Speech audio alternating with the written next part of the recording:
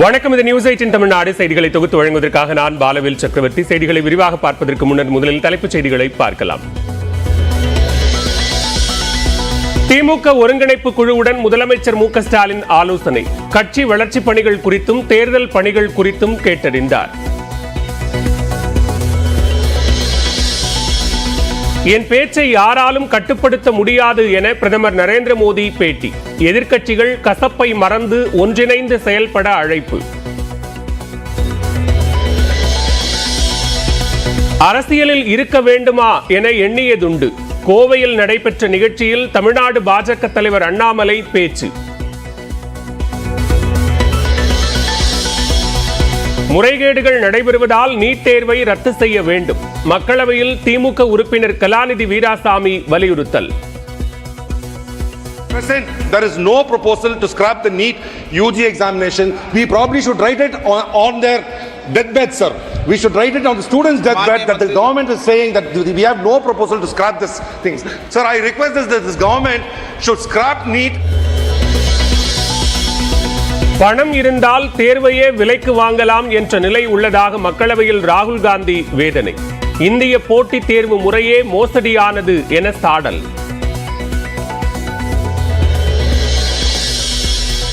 NEET தேர்வு வினாத்தாள் கசிவுக்கு எந்த ஆதாரமும் இல்லை என அமைச்சர் தர்மேந்திர பிரதான் விளக்கம்.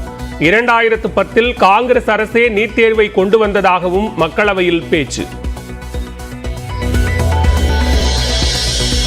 ஜார்க்கண்ட், பீகார் என 2 இடங்களில் நீட் வினாத்தாள் கசிவு உறுதியாகி உள்ளதாக உச்சநீதிமன்றம் திட்டவட்டம். கசிந்த வினாத்தாள் நாடு முழுவதும் என்பதை உறுதி செய்ய வேண்டும் என தலைமை நீதிபதி கருத்து. அமலாக்கத்துறை வழக்கில் செந்தில் பாலாஜி மீது இன்று குற்றச்சாட்டு பதிவு இல்லை. உடல்நலக் குறைவால் செந்தில் பாலாஜி நேரில் ஆஜராகாத நிலையில் விசாரணையை ஒத்திவைத்தது சென்னை நீதிமன்றம். சென்னையில் தனியார் மூலம் மினி பேருந்துகளை இயக்க மாநகர போக்குவரத்து கழகம் எதிர்ப்பு. உரிமத்தை தங்களிடமே வழங்க வேண்டும் என வலியுறுத்தல். அரசு கல்லூரிகளில் உதவி பேராசிரியர் பணியிடங்களுக்கான தேர்வு ஒத்திவைப்பு. ஆகஸ்ட் 4 தேர்வு நடைபெறும் என அறிவிக்கப்பட்டிருந்த நிலையில் நிர்வாக காரணங்களுக்காக ஒத்திவைக்கப்படுவதாக விளக்கம். 2026 தேர்தலில் தமிழ்நாட்டில் தேசிய ஜனநாயக கூட்டணி ஆட்சி அமைக்கும். சென்னை வள்ளுவர் கோட்டத்தில் நடைபெற்ற மின்கட்டண உயர்வுக்கு எதிரான போராட்டத்தில் டிடிவி தினகரன் உறுதி. கேரளாவில் நிபா வைரசுக்கு 14 வயது சிறுவன் உயிரிழந்த விவகாரம். தமிழக எல்லையான வாளையார் பகுதியில் வாகனங்களில் வருபவர்களிடம் சுகாதாரத்துறையினர் சோதனை. பொறியியல் படிப்பு மாணவர் சேர்க்கைக்கான கலந்தாய்வு தொடக்கம். அரசு பள்ளி மாணவர்களுக்கான ஒதுக்கீட்டில் சிறப்பு பிரிவு மாணவர்கள் பங்கேற்பு.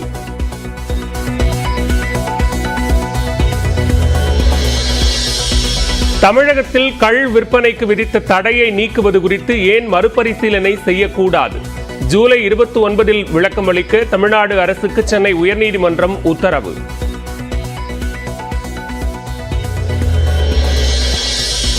75 அடியை எட்டிய மேட்டூர் அணையின் நீர்மட்டம். ஒகேனக்கலுக்கு வினாடிக்கு 75,000 கன அடி நீர் வரும் நிலையில் மேட்டூர் அணை நீர்மட்டம் தொடர்ந்து உயர்வு. நாகப்பட்டினம் அருகே பாலியல் வன்கொடுமையால் பாதிக்கப்பட்ட பெண்ணிற்கு இழப்பீடு தர கோரிக்கை. பரவையில் கடைகளை அடைத்து போராட்டம். உடல் தகுதி பிரச்சனையால் தான் ஹர்திக் பாண்டியா T20 அணியின் கேப்டனாக தேர்வு செய்யப்படவில்லை. தேர்வுக்குழு தலைவர் அகர்கர் விளக்கம்.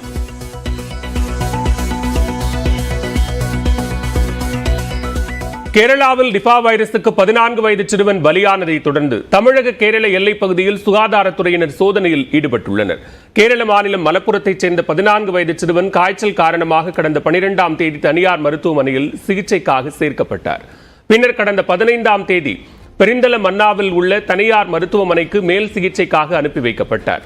சிறுவனுக்கு நிபா பாதிப்பு இருக்கும் என்று சந்தேகித்த மருத்துவர்கள் இரத்த மாதிரிகளை புனேவில் உள்ள தேசிய வைராலஜி நிறுவனத்திற்கு அனுப்பி பரிசோதித்த போது நிபா வைரஸ் பாதிப்பு உறுதியானது. இந்நிலையில் சிகிச்சை பலனின்றி சிறுவன் உயிரிழந்தான். இதனையடுத்து அவருடன் தொடர்பில் இருந்த 246 பேர் அடையாளம் காணப்பட்டதில் 63 பேர் தொற்றால் பாதிக்கப்பட அதிக வாய்ப்புள்ளதாக கேரள மருத்துவத்துறை தெரிவித்தது. இந்நிலையில் முன்னெச்சரிக்கை நடவடிக்கையாக தமிழக கேரள எல்லையான வாளையார் பகுதியில் சுகாதாரத்துறை அதிகாரிகள் சோதனையில் ஈடுபட்டுள்ளனர்.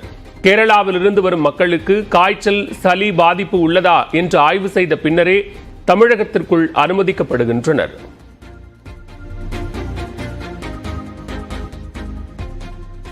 நாட்டில் நீட் தேர்வு மட்டுமின்றி பணம் இருந்தால் எந்த தேர்வையும் விலைக்கு வாங்கலாம் என்ற நிலை இருப்பதாக மக்களவை எதிர்க்கட்சித் தலைவர் ராகுல் காந்தி குற்றம் சாட்டியுள்ளார். நாடாளுமன்ற பட்ஜெட் கூட்டத்தொடரின் முதல் நாளான இன்று மக்களவையில் நீட் தொடர்பான விவாதம் அனல் பறந்தது. நீட் தேர்வை ரத்து செய்ய கோரி பேசிய காங்கிரஸ் எம்பி மாணிக்கம் தாக்கூர் முறைகேட்டிற்கு பொறுப்பேற்று மத்திய அமைச்சர் தர்மேந்திர பிரதான் பதவி விலக வேண்டும் என்று வலியுறுத்தினார். Sir, in light of the severe breach in the examination process and the significant impact of over 24 lakh students, does the minister accept the responsibility for these failures? Given the gravity of the situation, the accountability and integrity of the office, will the minister consider resigning? இதற்கு பதிலளித்த அமைச்சர் தர்மேந்திர பிரதான் நாட்டில் எந்த பிரச்சனை நடந்தாலும் அரசு முழு பொறுப்பேற்கும் என்று கூறினார். அதே சமயம் நீட் தேர்வு பிரச்சனை தொடர்பாக அனைத்தும் வெளிப்படை தன்மையுடன் நடைபெறுவதாக தெரிவித்தார். Out of 4,700 centers, only due to proactive approach of Bihar police, only in one place in Patna and surrounding points, there is an incident of anomaly. Central Bureau of Investigation is getting into the details. Some action has been taken. Nothing is, when hiding nothing, everything is on record. பின்னர் பேசிய திமுக MP கலாநிதி Veerasamy NEET தேர்வை ரத்து செய்ய வேண்டும் என்று வலியுறுத்தினார். மேலும் NEET தேர்வால் ஏராளமான மாணவர்கள் உயிரிழந்தும் மத்திய அரசு தனது நிலைப்பாட்டை மாற்றிக்கொள்ளாதது கண்டனத்திற்கு உரியது என்று சுட்டிக்காட்டினார். Starting from Anita, so many students have died because of this NEET exam, and they come out with a single line, sir. At present, there is no proposal to scrap the NEET UG examination. We probably should write it on their deathbed, sir. We should write it on the students' deathbed that the government is saying that we have no proposal to scrap this things. இதற்கு பதிலளித்த அமைச்சர் Dharmendra Pradhan NEET தேர்வை கொண்டுவர காரணமாக இருந்தவர்கள் தற்போது அரசியல் காரணங்களுக்காக மாற்றி பேசுவதாக விமர்சித்தார். From the 2010 onward, this debate is on. Those who have decided to conduct that examination in those days, today, due to political reason, they are putting fingers. Today, there is categorical answer from government. Due to Supreme Court's guidance and the instruction, single examination, All India pattern examination is very successfully on. பின்னர் பேசிய மக்களவை எதிர்க்கட்சித் தலைவர் ராகுல் Gandhi NEET பிரச்சனையின் அடிப்படை கூட மத்திய அமைச்சருக்கு புரியவில்லை என்று சாடினார். நீட் மட்டுமின்றி நாட்டில் உள்ள அனைத்து தேர்விலும் பிரச்சனை இருப்பதாக ராகுல் விமர்சித்தார். Speaker sir, it's obvious to the whole country. It's obvious to the whole country that there is a very serious problem in our examination system. This is not just a question of NEET, it is in all the major examinations. Now, the minister has blamed everybody except himself. The issue is that there are millions of students in this country who are extremely concerned at what is going on and who are convinced that the Indian examination system is a fraud. That is what is at stake here. Millions of people believe that if you are rich and if you have money, you can buy the Indian examination system. And by the way, and this is the same feeling that the people in the opposition have. இதற்கு கண்டனம் தெரிவித்த அமைச்சர் தர்மேந்திர பிரதான் உரக்க பேசுவதால் பொய் உண்மையாகி விடாது என்று ராகுல் காந்தியை சாடினார். बाकी ये कहना चिल्लाने से सच झूठ नहीं हो जाएगा साहब ये जो कहा गया देश की अभी की एग्जामिनेशन सिस्टम रबिश है सर. इससे दुर्भाग्यजनक बयान देश की नेता प्रतिपक्ष का कुछ नहीं हो सकता है। सर मैं कठोर शब्द से उसको निंदा करता हूं।